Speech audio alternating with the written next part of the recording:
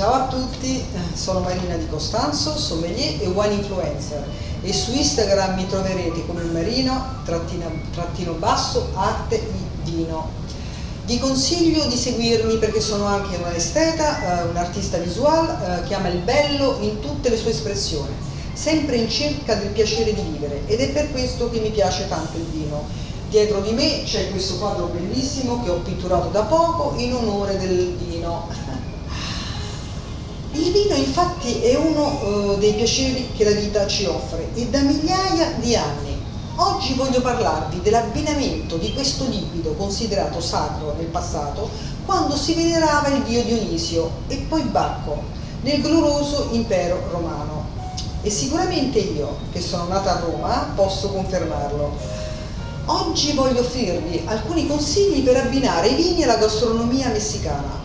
Prima però devo spiegare perché bere 1 o 2 bicchieri di vino al giorno è importante per mantenere un buono stato di salute, sia fisico che psicologico. Elencherò rapidamente i benefici più riconosciuti dagli scienziati relazionati con il vino e in particolare il rosso. La buccia dell'uva contiene resveratrol, un potente fitoestrogeno che agisce come antiossidante, antiaggregante plestrinico, contrasta quindi la formazione di coaguli nel sangue e agisce come vasodilatatore e antitumorale. Stimola anche la formazione di endorfine, una sostanza chimica che ci dà euforia e gioia di vivere. Attenzione però, se non si supera la dose giornaliera raccomandata, che è, ripeto, 1,5 bicchieri per le donne e un paio di bicchieri per gli uomini. Sì, perché gli uomini possono, fortunatamente per loro, possono tollerare dosi più importanti rispetto al gentil sesso. Dona anche il vino molti benefici estetici, come fornire un colorito sano e setosità alla pelle, e una cosa grandiosa, poco menzionata, è che impedisce alle cellule di grasso di crescere. In breve, ci aiuta a controllare il peso e a non ingrassare. Ho dimenticato di raccontarvi, già che sono italiana, un curioso aneddoto sugli antichi predecessori miei, gli antichi romani.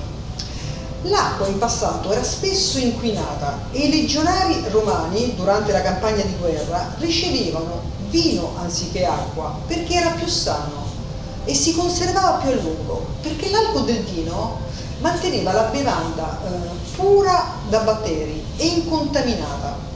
E poiché, come ho spiegato poco fa, il vino dà euforia, potrebbe essere questa una delle ragioni per la quale i legionari erano eccellenti soldati e coraggiosi conquistatori.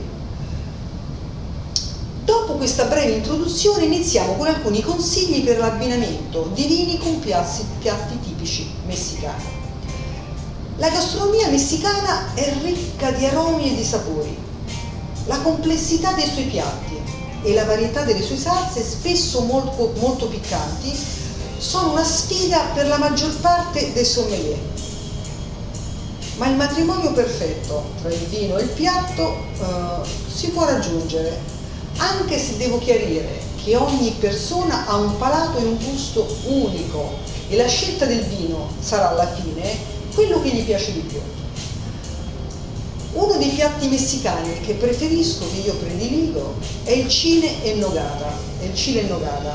E come il mole si combina perfettamente con uno champagne o un delicato vino rosato. Un tosto di polpo, una zuppa di pesce o un pesce fritto si assaporano molto meglio con un rosato, perché è un vino molto versatile e si combina perfettamente con pesce e piatti leggeri. Anche un fresco Sauvignon Blanco si abbina molto bene con il pesce e con le quesadillas, ad esempio. Il segreto nella scelta di un vino è trovare il giusto punto di equilibrio e l'abbinamento in ogni relazione, non solo quella tra vino e pietanza, come sappiamo, è determinante. Se non c'è equilibrio, il risultato è un completo fallimento. E con un ceviche che si mangia spesso sulla spiaggia, leggero e gustoso, Uno chardonnay perfetto, mantenendolo però fresco in un secchiello per il ghiaccio. La barbacoa si abbina perfettamente con un bicchiere di vino rosso Malbec o un Merlot, mentre una coccinita pieville e una carne asada con il Cabernet Sauvignon. Il Cabernet Sauvignon ne fa risaltare il gusto perché l'alto livello di tannini e di alcol purifica il nostro palato dai residui di grasso e lo prepara al seguente boccone. Squisito.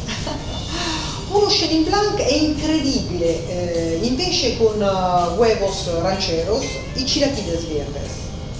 In caso di scegliere però una salsa rossa è preferibile optare per alcune etichette spagnole a base di uva Tempranillo o Pinot Noir o un Pinot Noir francese che si possono abbinare in modo eccellente anche con un bistecca insebogliato o in frijoladas. Potremmo scegliere un Tempranillo anche con calamare senza tinta. Oltretutto il Tempranillo è uno dei miei vini preferiti.